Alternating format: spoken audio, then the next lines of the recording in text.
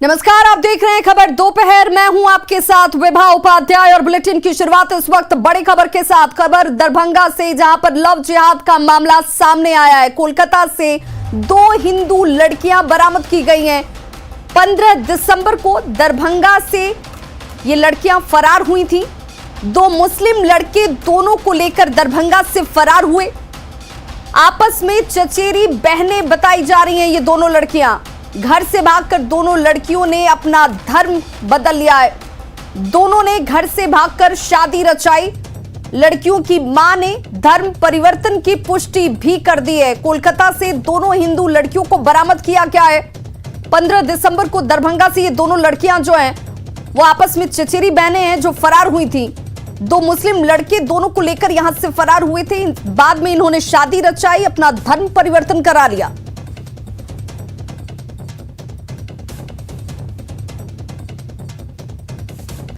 तो ये बड़ी खबर आपके सामने इस वक्त टीवी स्क्रीन पर, जहां पर लव जिहाद का एक और मामला दरभंगा से। देखिए, ये बड़ी खबर सामने आ रही है, जहां पर 2 लड़कियां जो अपने घर से फरार हुई थी, माता पिता इन्हें लेकर परेशान हो रहे थे। 15 दिसंबर को इन दोनों लड़कियों ने यहां से फरार होकर ये कोलकाता पहुंचती हैं। 2 मुस्लिम लड़के इन्हें यहां से लेकर फरार हुए थे। हालांकि अब इन दोनों को कोलकाता से बरामद कर लिया गया है। आपस में रिश्ते में ये दोनों लड़कियां जो हैं वो चचेरी बहनें हैं।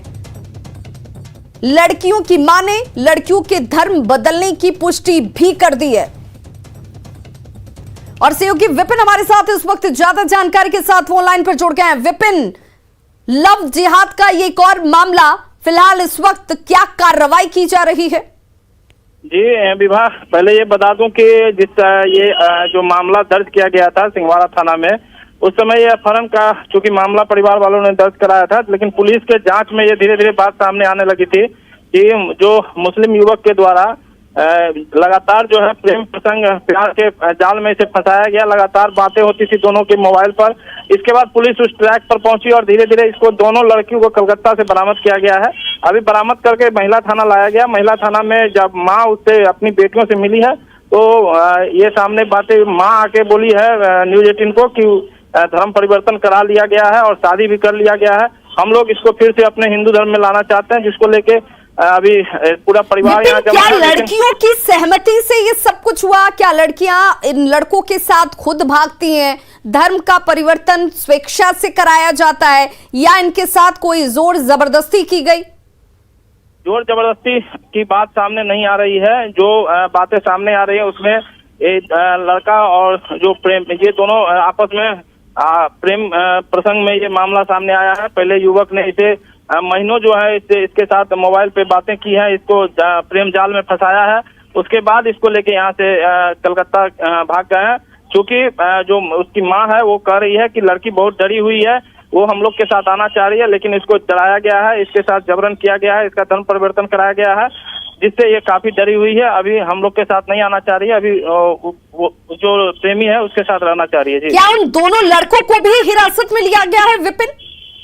जी, साथ ही चारों की गिरफ्तारी एक ही जगह कलकत्ता से हुई है, क्योंकि दोनों आपस में बहनें हैं। और जो युवक हैं 2 युवक गांव के ही हैं और एक और लड़की थी ट्रैक के लोग के चंगुल में, लेकिन वो लड़की गांव से नहीं निकली तो एक लड़की बच गई।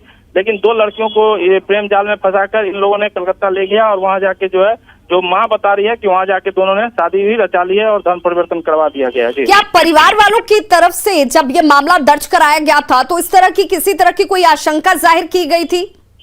परिवार वालों की तरफ से जो मामला दर्ज कराया गया था उसमें अपहरण का मामला दर्ज कराया गया था कि मेरी बेटियों का अपहरण हो गया है।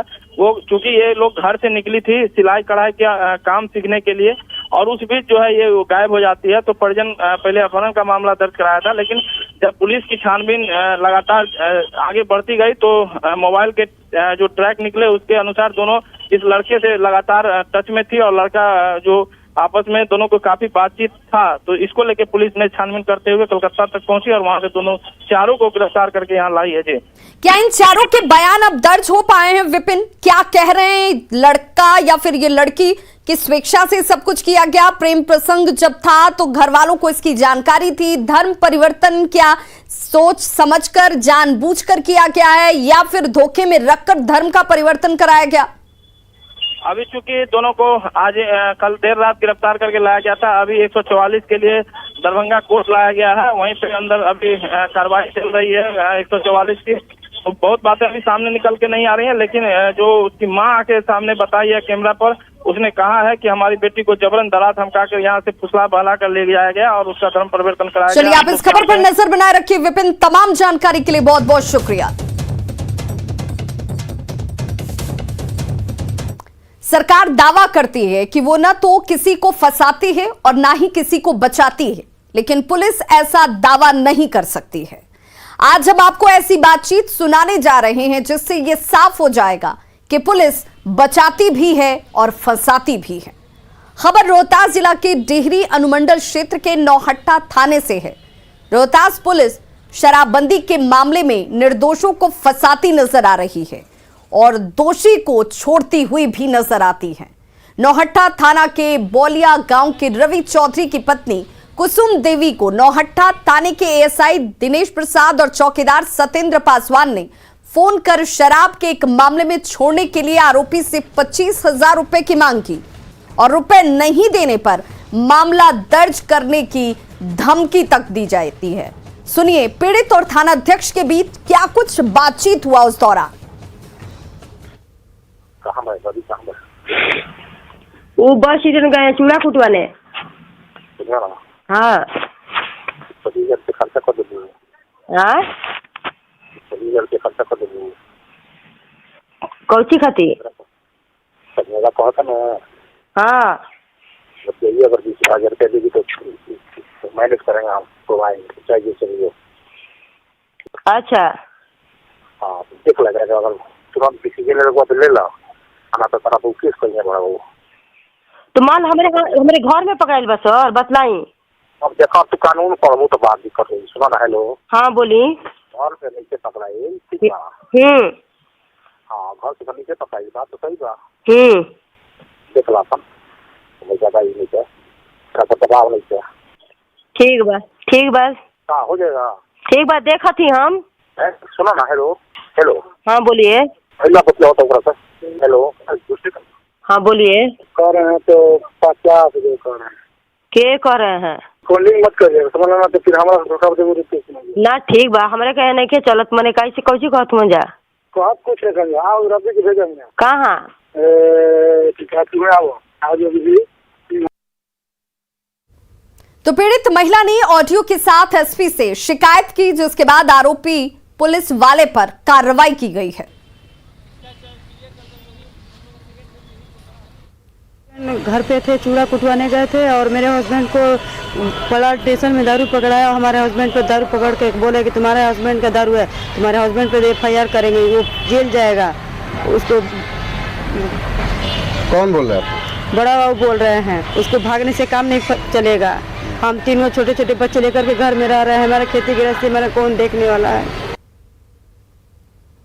तो पीड़ित महिला ने बातचीत के ऑडियो के साथ लिखित शिकायत रोहतास के एसपी आशीष भारती से की थी। एसपी आशीष भारती ने जब इस पूरे मामले की तहकीकात की तो इस मामले को उन्होंने सही पाया। जांच के बाद कार्रवाई करते हुए एसपी ने एएसआई दिनेश प्रसाद और चौकीदार को निलंबित कर दिया है। आपके टीवी स्क्रीन पर इस वक्त देखिए वही थानाध्यक्ष हैं जिन्हें लाइन हाजिर किया गया है। नौहट्टा थाना के थानाध्यक्ष संजय कुमार वर्मा, इन्हें लाइन हाजिर किया गया। मामला आपको बताते चले 18 दिसंबर का है, जब नौहट्टा थाना के बोलिया के जंगल में देसी शराब को बरामद किया गया था। पुलिस ने बोलिया गांव के रवि चौधरी पर झूठा आरोप लगाया। ये आरोप लगाते हुए कि शराब उसके घर से बरामद हुई है, उससे पैसे की डिमांड की जाती है। थानाध्यक्ष खुद रवि चौधरी के घर पहुंचते हैं, केस करने की धमकी तक देते हैं। बाद में फोन कर 25,000 रुपए मांगा गया।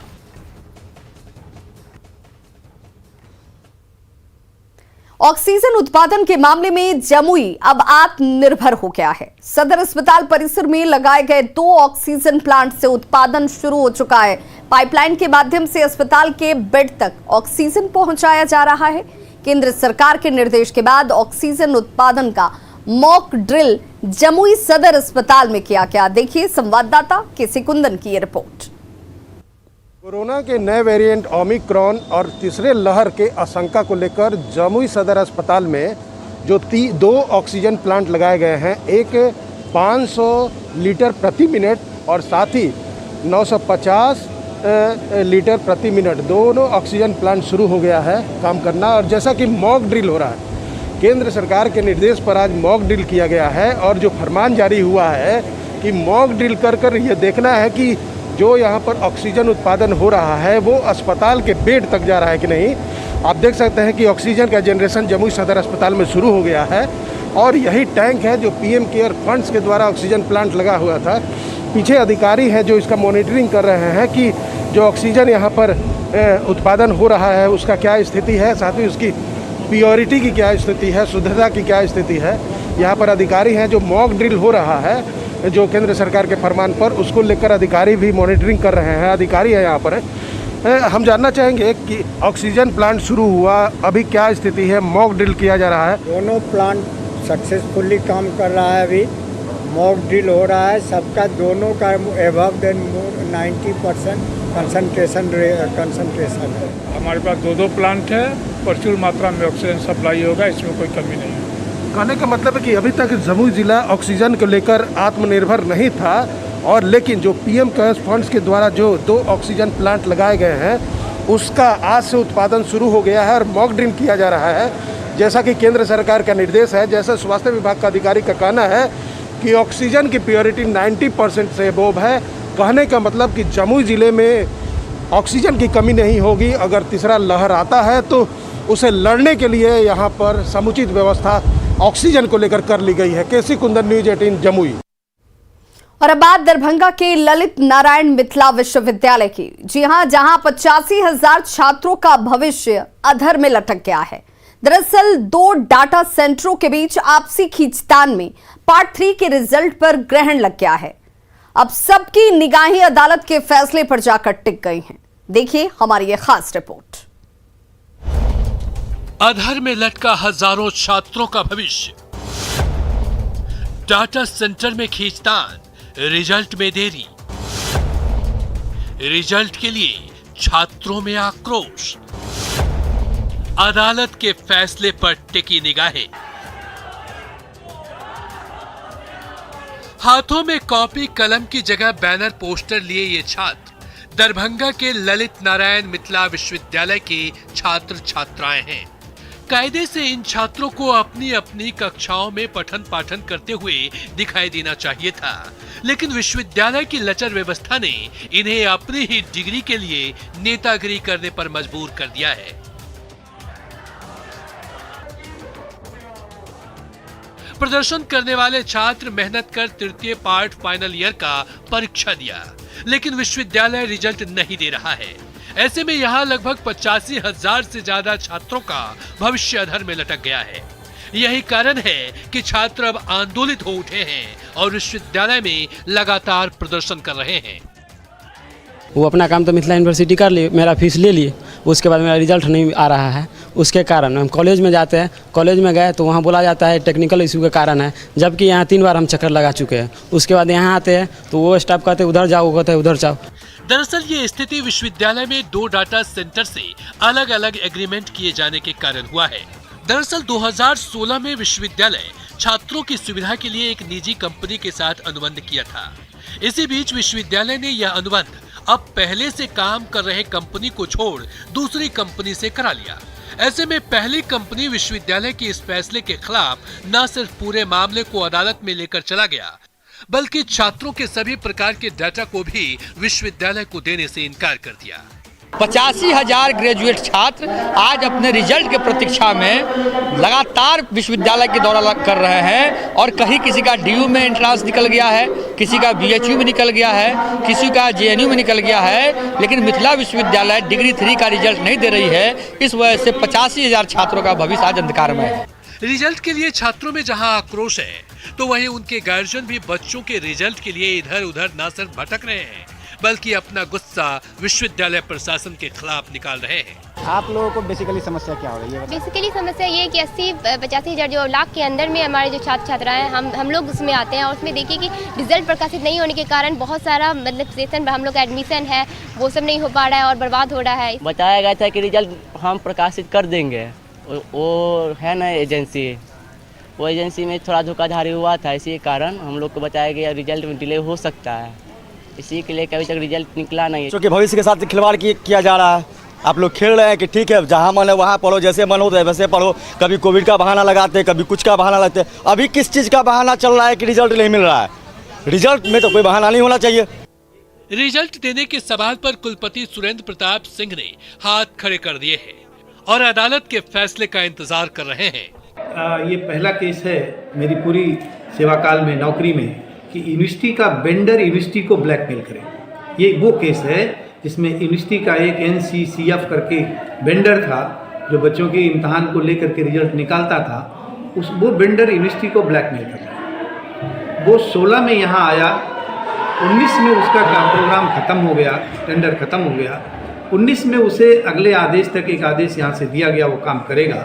टेंडर करने के बाद जब दूसरी कमेटी आती है, कंपनी आती है, क्वालिफाई नहीं कर पाया, आया रिजेक्ट हो गया, उसमें तो ये अब सारा डाटा 16 से लगाकर आज तक 20 लाख छात्रों का डाटा दबाकर बैठ गया है।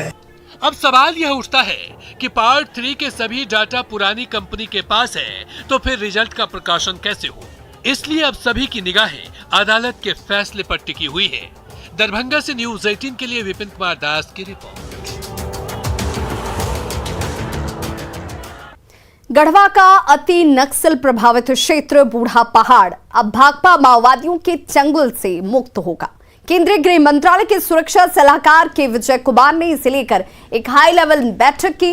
हेलीकॉप्टर से गढ़वा के नक्सल प्रभावित इलाके में पहुंचे सुरक्षा सलाहकार ने बूढ़ा पहाड़ से नक्सलियों का कब्जा हटाने की रणनीति पर मंथन किया है। इस दौरान गढ़वा में काफी संख्या में सुरक्षा बलों की तैनाती की गई थी, सुरक्षा चाक चौबंद रखी गई।